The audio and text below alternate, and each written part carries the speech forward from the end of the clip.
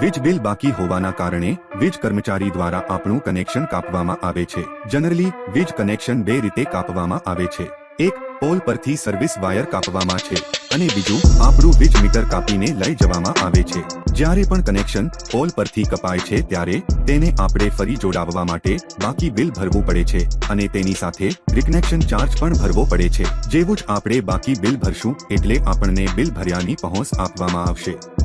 બીજી એક વાતનું ખાસ ધ્યાન રાખવાનું છે કે રિકનેક્શન ચાર્જ એ દંડની રકમ છે એટલે તમને તેની પણ પહોંચ એટલે કે પાવતી આપવામાં આવશે।